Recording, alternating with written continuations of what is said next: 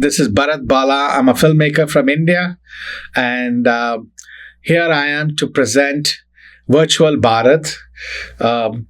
Virtual Bharat is a channel and a platform of uncovering untold, underrepresented stories from India. And these are stories related to performing arts, poetry, literature, traditions, human stories from all across India. And they are all made in their original languages and very compelling and very cinematic. Virtual Bharat has premiered its first screening on cinema in Boston at Apple Cinemas. And we are presenting India Experience Season 1, a 75-minute presentation of 8 short films from all across India.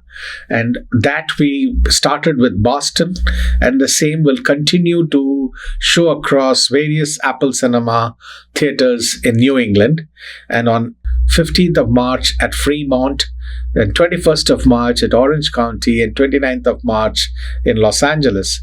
So the idea is to engage with audiences of these documentaries through short films on cinema screens. We have made these films with Dolby Atmos sound so that it's so immersive, both visually and sonically. Welcome to India Lingua News. We have a very special guest today, Bharat Bala. This weekend, he premiered his series of movie called The Indian Experience in Boston at Apple Theater. His plan is to come every 3 months with new movies. And his concept is very interesting because he's trying to showcase India for the digital world through 1,000 short films. We are going to talk to him how he got interested in this and what his goals are. And also, he's coming up with a new feature film. Welcome to our studio and welcome to Boston. Thank you, Upendra ji, for having me. Sure. So, I actually missed the premiere yesterday in Boston at the Apple Cinema, but I have already heard great reviews. And people are very much touched by the films you showed, short films, 8 to 10 minutes. Actually, somebody was telling me about one segment you had about a person in Odisha reciting a tribal poetry. So first, let us start with how long that film was and and then what you tried to portray there. So that the story is about an Adivasi poet from Sambalpur, and his name is Haldar Nag. And I found him fascinating. And then when I wanted to make a film on him in his environment, it was very challenging first to discover him. And then he speaks Kosli, a unique language, which he is preserving. When we made the film, we made it very poetic, and we made him feel like a hero in the story. But it was difficult. How do I take it to the audience? So interestingly, the poetry that I chose to say was almost autobiographical. Mm-hmm. The poetry is letters to Haldar Nag. Okay, so he spoke to himself of what he seeks of communities and society through his poetry. Then I went and I know Gulzarji. Mm-hmm. So I showed him this film. And then he called me the next day and said, Bharat, I think I'll introduce Haldar. Haldar, मैं तुझे खत लिख रहा हूँ. And उन्होंने शुरुआत की वैसे. You're copying him very well. No, it's not even copy. It's just the feeling, you know. Mm-hmm. And he says, Haldar, मैं तुझे खत लिख रहा हूँ. And then he introduces. And it's such a powerful introduction. And then, obviously, we go into the Kosli language film. But at the end of it, Gulzarji says, he requests everybody, खुद को जो तलाश करो, खुद चिट्ठी लिखो. Hmm. So, like, you discover yourself. Sure. So, it's kind of a timeless story, Hmm. and the story doesn't end there. Hmm. Now, how an interesting film started somewhere and connected with Gulzar ji, and then now, 1 month later, Gulzar ji calls me and says, Bharat, I'm publishing a book with HarperCollins on 365 poems, a poem a day. And I want my opening poem to be of Haldana. What a great, excellent. Yeah, sure. It's published, Hmm. and that book was released in the Jaipur Lit Festival, and the film was showcased at the festival. So you never know. So the idea is that coach has to be important, Sure. the discovery, and then So let's go back now. When did you come up with this idea? How your project is being financed? What is your goal is? I think your goal is about 1,000 films, right? Short films. correct. So tell us the beginning. I have to tell the origin. So in 1996, I come from a family where my father is a part of the freedom struggle. Mhm. You've heard of a leader called Kamaraj in South India. Sure, yes, of course. So he was his best buddy. Hmm. Okay. So growing up, we are all in the shadows of Kamaraj, the leader in our family.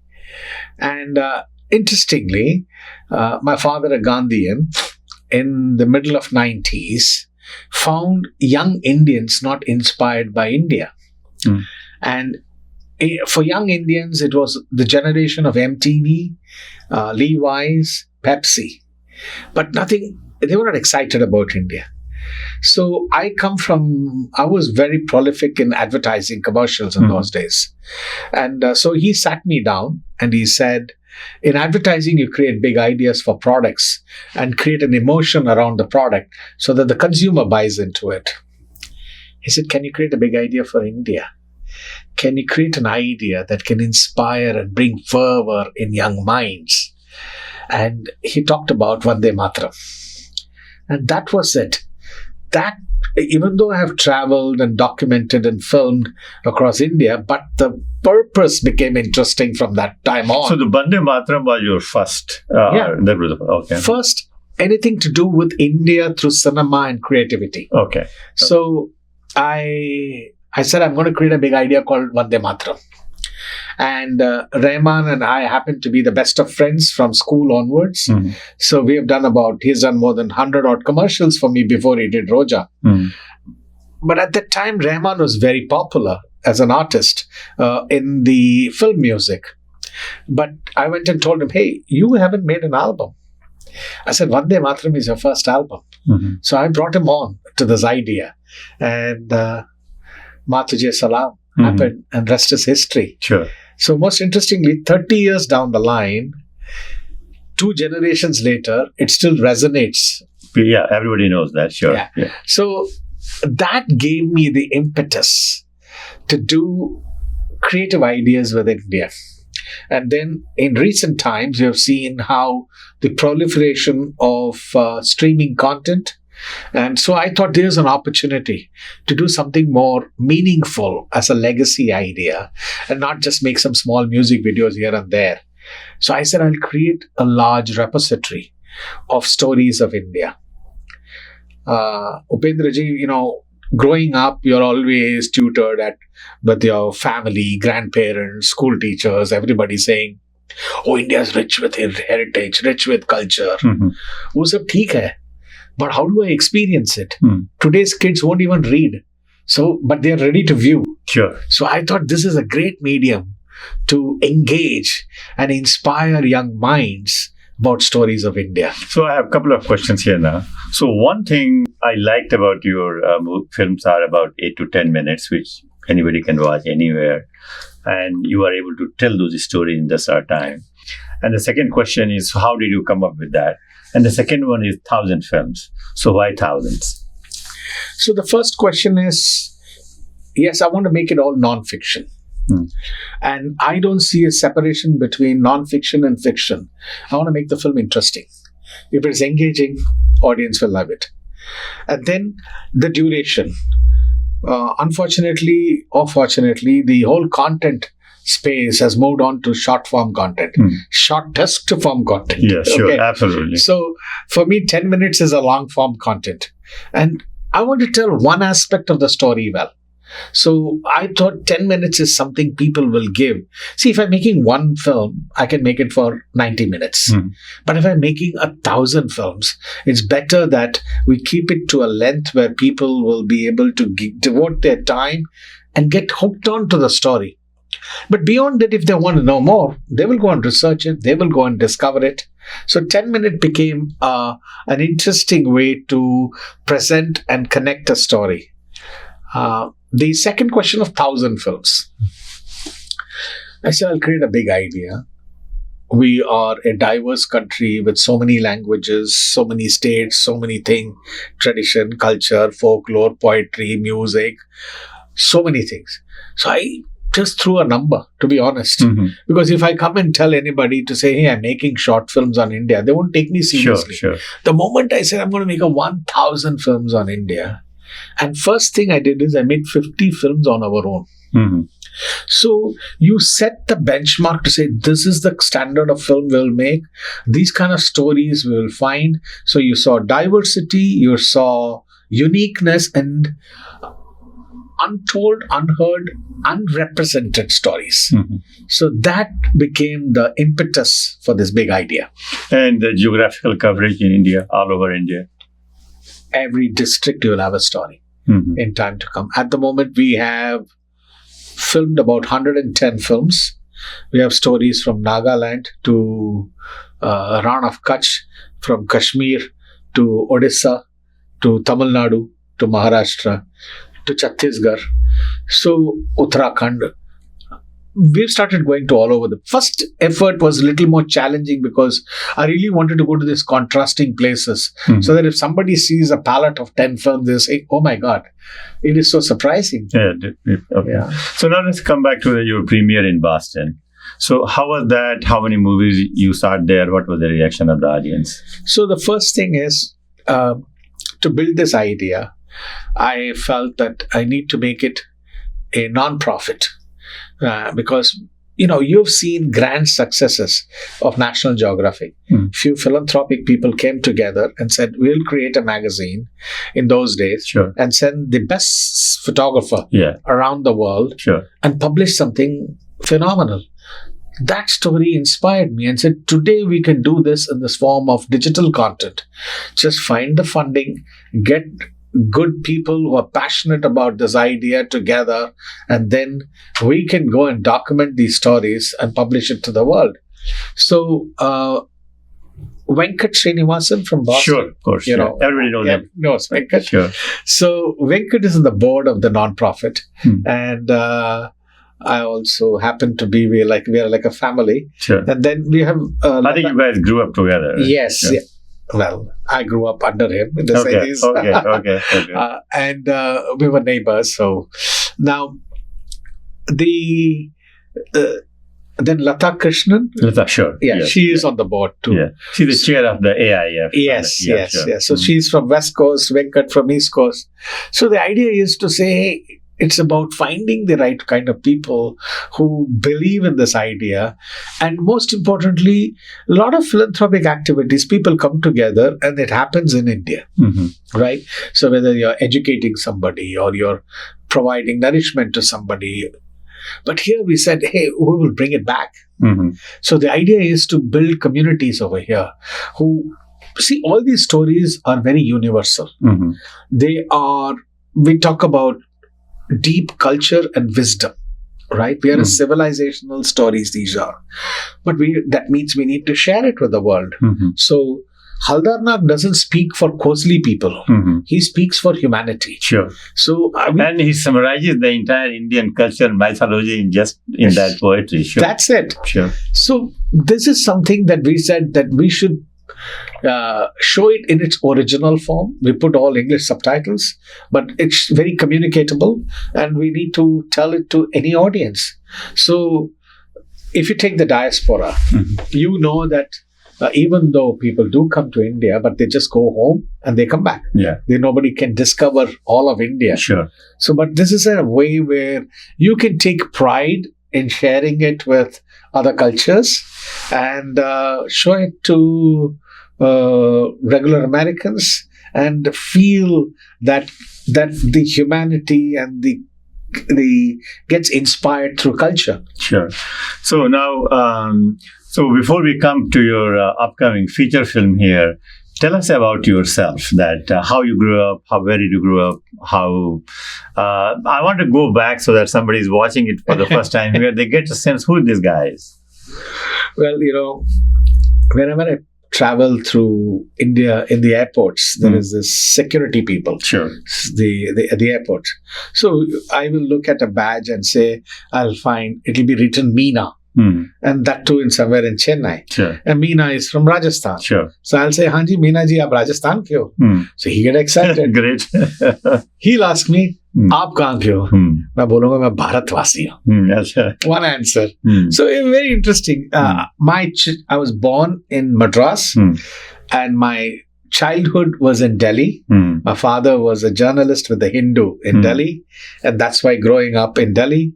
Then I finished my school and college in Chennai, and then I started advertising in Mumbai, and now live between Mumbai and Los Angeles and Chennai. And I go where my stories take me. That's a great, wonderful way to live. I am a gypsy. I am on the road. I feel like I'm in my late 20s. I feel so young when I connect with these stories. And I want to share something very honestly. Sure. In the last few years of doing these stories, they have emotionally impacted me. Because when you meet so many true people, lived stories, and they have given their life to what they believe in without any expectation, that impacts you. And that is fundamental. That is the only way to succeed, that you just, sure. So, an anecdote. I made a film in Munsiari. It's called Women of Munsiari. That's a place, right? Yeah. It's in Uttarakhand. It's at the right of the edge, close to China border. And you don't have hotels there. You live in the village with the people. So all my crew we'll go about 8 of us. We live in different houses. So I lived with Hirma Didi. And every day, and it's like farm to table. Baar se nikhala, fresh food kiya, and Uttarakhand ki food, oh my God. So, Garhwali food or Kumaon food, Now, every day she'll make me a mundwa ki atta se roti. And I loved it. 6 days later, I finished shooting and I went back. When I reached home in Mumbai, I opened my bag. There was a potli of mundwa ki atta. She treated me as a son. Now, it's 3 years since I filmed. Every 2 months she calls me, Beta kaise ho tum? So I lost my mother 20 years ago. I think I found 10 more mothers across India in this process. So I think that love is so much prevalent. I think we need to take that love out of these stories and share it with the universe. So now in the documentaries you are making, what are some of the key ingredients? Like somebody is watching this and they want to make something like what you are doing.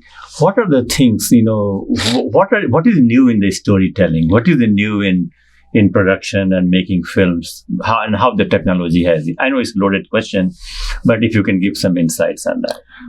Let me emphasize that I'm not doing these 1,000 films by myself. Sure. I've created a creative lab where we are identifying young creative talents from Assam to Trivandrum to Pune to Bangalore, and finding writers, researchers, cinematographers, editors, composers, and I collaborate. I'm looking, and they can come from America too.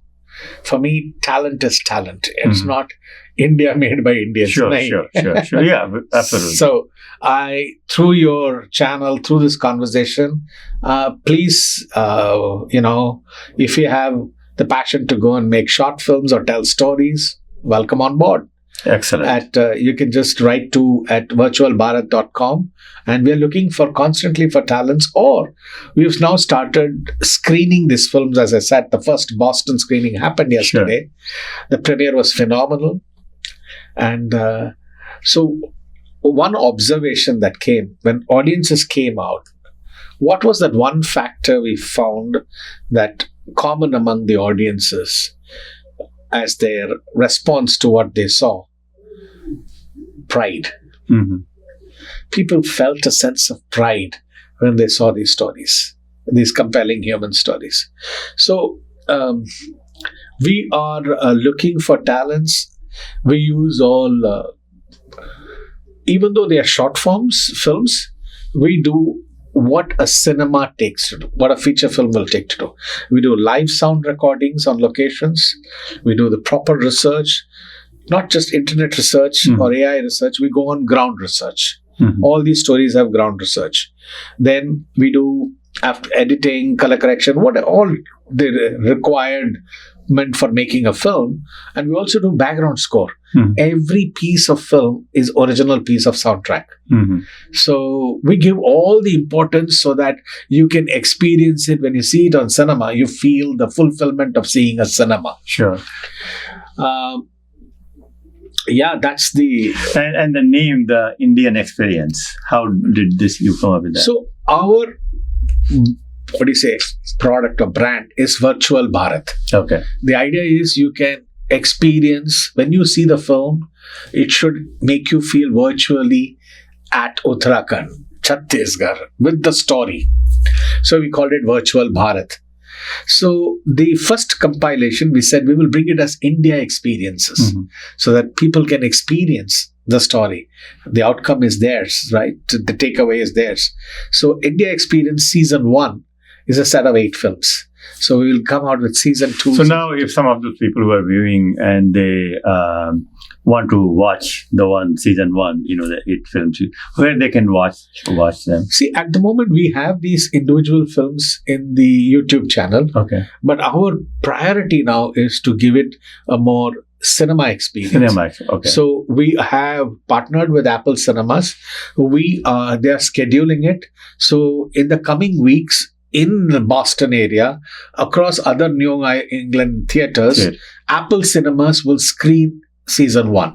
So we'll put it out on the website, and Apple Cinemas will also promote it so people can view the films in the theater. Excellent.